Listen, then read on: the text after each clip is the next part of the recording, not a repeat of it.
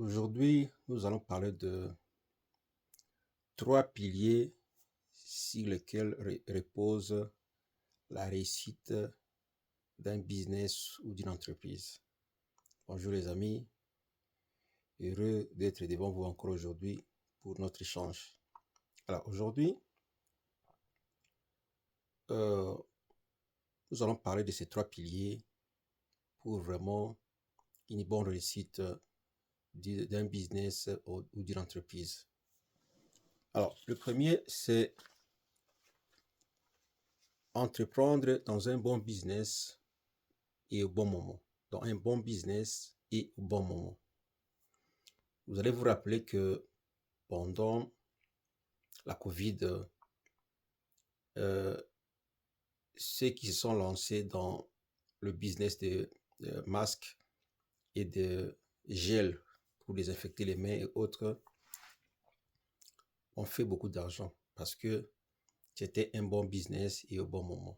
Donc chaque fois, si vous voulez entreprendre, il faut regarder, il faut se poser la question, est-ce un bon business au bon moment? Est-ce que la demande est grande sur le marché? Alors, si nous devons revenir à l'époque de nos parents quand on était gamins, ils utilisaient beaucoup plus, enfin dans les bureaux, on utilisait des machines à taper ou des machines à écrire. À l'époque, c'était un bon business et au bon moment. Est-ce qu'aujourd'hui, quelqu'un qui veut entreprendre dans ces business-là pourra avoir des clients? Je pense que non, parce que la machine à écrire ou la machine à taper est devenue obsolète. Et maintenant, nous sommes à l'époque du digital. Les gens utilisent beaucoup plus des ordinateurs ou des laptops. Si quelqu'un veut se lancer dans les marchés des laptops, des business, je pense que c'est un bon business et un bon moment parce que il y a des particuliers qui vont acheter et il y a des entreprises qui vont acheter. La même chose avec les tablettes, la même chose avec les téléphones portables, parce que nous sommes à l'époque du digital. Est-ce qu'aujourd'hui, quelqu'un qui veut se lancer dans le business de cassettes ou des radiocassettes ou des DVD, des CD, est-ce qu'il aura bon marché? Je pense que non, parce que ce sont des choses qui sont devenues obsolètes. Alors, si quelqu'un veut se lancer dans les business des panneaux solaires, est-ce un bon business au bon moment? Je pense que oui. Pourquoi? Parce que les gens ont besoin d'électricité. Il y a des contrées, des villages ou des quartiers entiers qui manquent d'électricité. Et si vraiment quelqu'un veut lancer ce business-là, je pense que c'est le moment. La même chose avec les groupes électrogènes. Parce qu'il y a des maisons qui ont besoin d'électricité, il y a des ateliers qui ont besoin d'électricité pour toutes les machines. Il faut souvent voir les business, le type de business et le moment de les faire. Ça, c'était notre premier pilier, un bon business au bon moment. 2. La vraie connaissance du business ou de l'entreprise sur lesquelles on veut se lancer. Il faudra, autrement dit, avoir une connaissance spécifique sur les business sur lesquels on veut se lancer. Je donne un exemple. Nous avons dit ici que le marché ou les business des portables étaient juteux. Oui, un bon business au bon moment.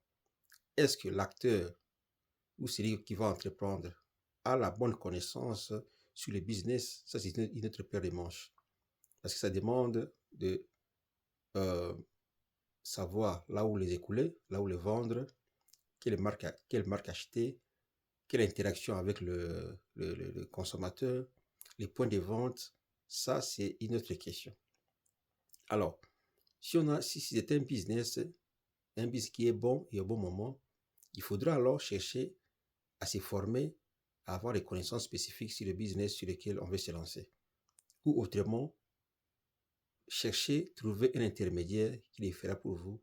Ou associez-vous, ayez des partenaires pour le faire ou engagez quelqu'un pour le faire pour vous. C'est pourquoi vous voyez qu'il y a beaucoup d'entreprises, le promoteur de l'entreprise ou le directeur ou le CEO peut lancer un bon business au bon moment. Il peut avoir les connaissances. Il peut ne pas avoir les connaissances ou avoir les connaissances limitées sur le business. Il va engager d'autres personnes pour apporter, pour contribuer avec les reconnaissances pour la bonne marche de l'entreprise. Il y a quelques années passées, il y a une compagnie que vous connaissez, Ford. Il y a une compagnie qui fabrique des véhicules. Le promoteur, M. Ford, Henry Ford, était quelqu'un qui n'était pas vraiment allé à l'école. C'était, entre guillemets, un illettré, si on peut le dire ainsi. Mais qu'est-ce qu'il a fait? Il avait trouvé un bon business au bon moment, mais seulement il n'avait pas les connaissances spécifiques.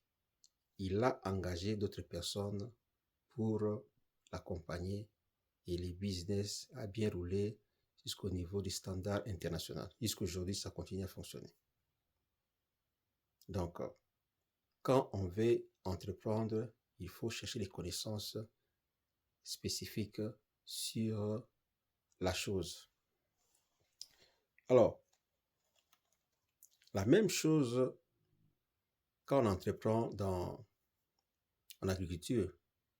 Un bon business, oui, parce que tout le monde doit manger. Et les bons moments, parce que chaque fois, à tout moment, les gens mangent. Mais c'est celui qui les fait. C'est comment écouler la marchandise, c'est vendre, c'est trouver les clients. Ça, c'est une autre question qu'il faut se poser. C'est pourquoi j'ai toujours dit, il faut vendre avant de produire. Si vous n'êtes pas à la hauteur, associez-vous à celui qui sait les faire. Connaissance spécifique. La même chose. Un domaine comme un domaine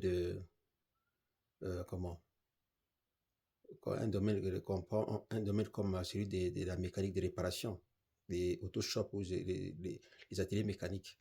Un bon business, oui, parce que tous ceux qui ont des véhicules veulent le réparer. Mais c'est celui qui va lancer, a des connaissances spécifiques pour le faire. Il peut être mécanicien, ça c'est bon. Mais s'il n'est pas mécanicien, il pourrait engager des mécaniciens à les faire. Ça, c'était notre deuxième pilier qui est d'avoir une connaissance spécifique sur le business ou sur l'entreprise. 3. Le vrai toi, l'acteur qui va entreprendre.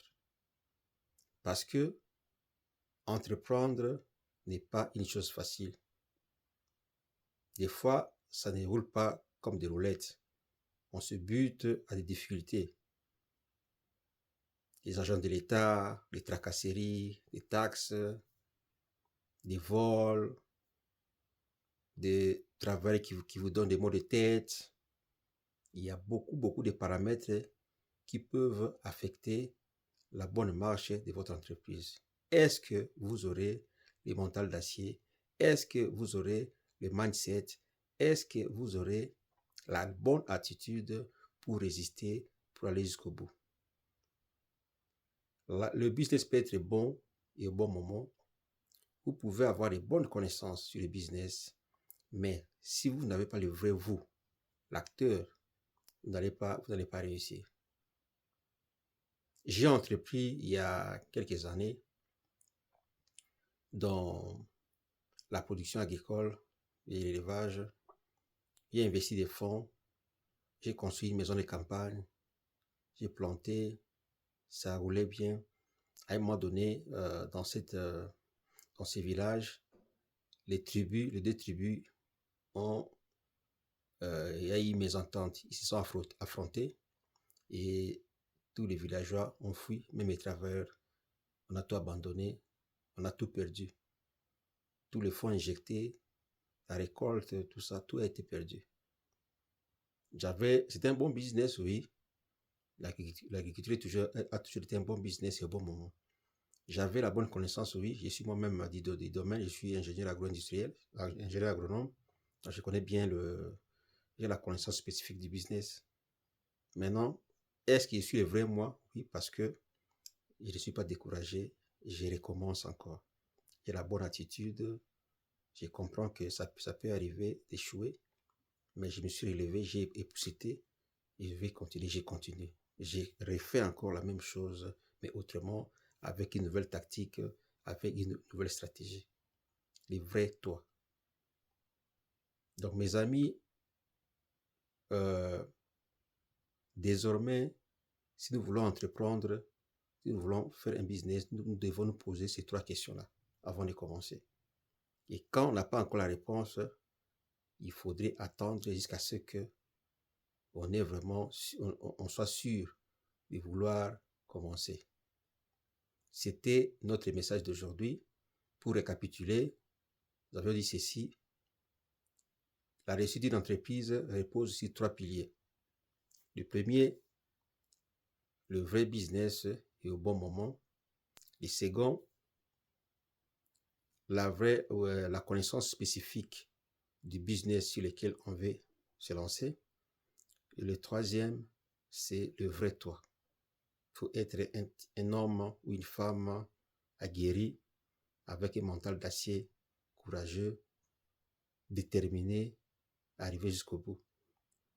Parce que même ici, les gens de la diaspora qui cherchent à rentrer au pays, ils amènent un bon business, un bon moment, ils ont la connaissance, mais des fois, sur place, on trouve que le mode de vie est différent des pays du Nord. On se bute à beaucoup de problèmes et même nos familles nous découragent.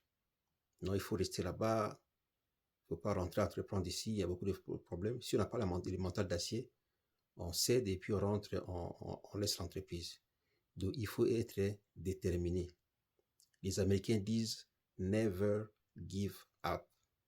Ne jamais abandonner. C'était notre message d'aujourd'hui.